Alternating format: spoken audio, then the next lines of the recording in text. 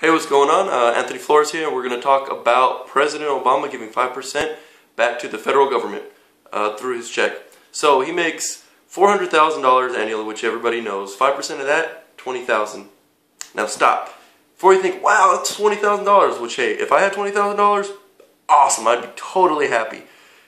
Giving back $20,000 if I had enough, I honestly, people who know me, I would not care. It would not bother me if I had enough to sustain and to not worry about it. But let's look into it. Okay, so he gets paid $400,000. He gets an extra $50,000 for expense, $100,000 for travel, and $19,000 for entertainment.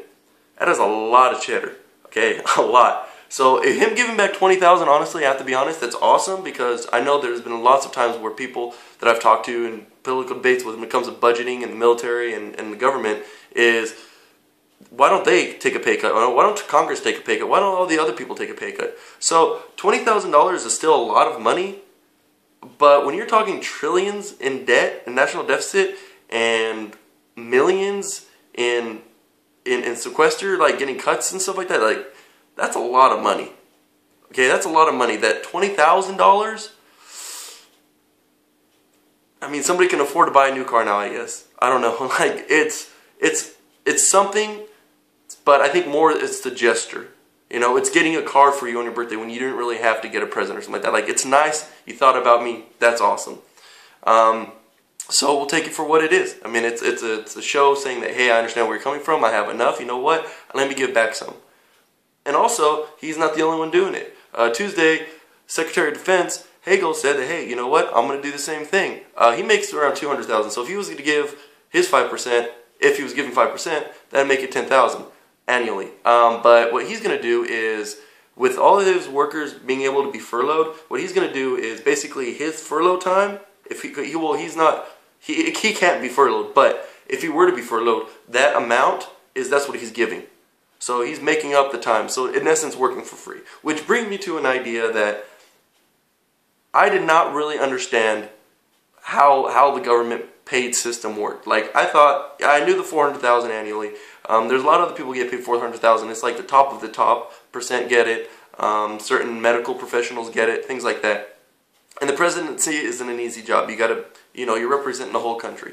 But I started wondering, like, why $400,000? Like, where did that come from? So, I started doing the research for the story and everything, and it comes out that it wasn't always $400,000. And I'm not talking about, due to inflation or if you calculate, no.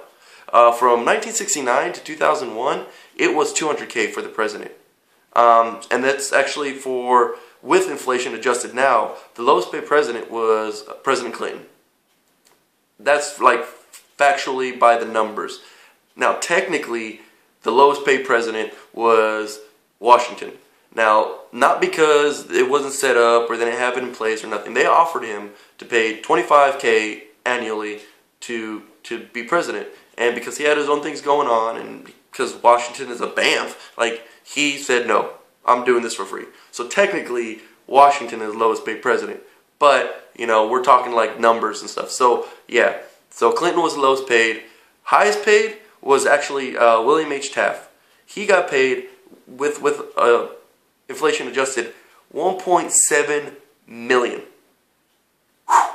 That's a lot of cheddar. Like, if you were to give 5% of $1.7 million, okay, like that's a lot of money. And also doing this research is I found that I again was under false pretenses, believing that once you are no longer president, that you're going to continue to get $400K a year and have all these other amenities.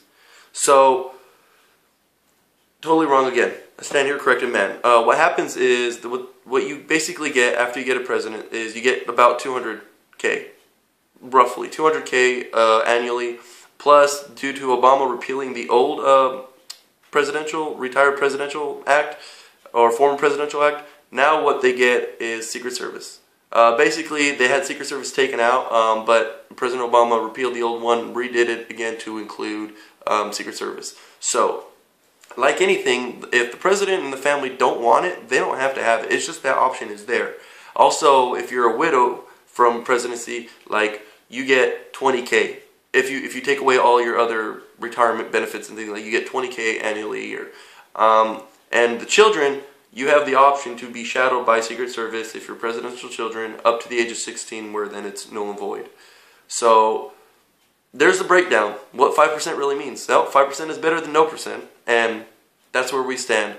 Now, if you want to research this more, you can go to 11point.com. I did it on CNN and also Money. So, Anthony Flores, out.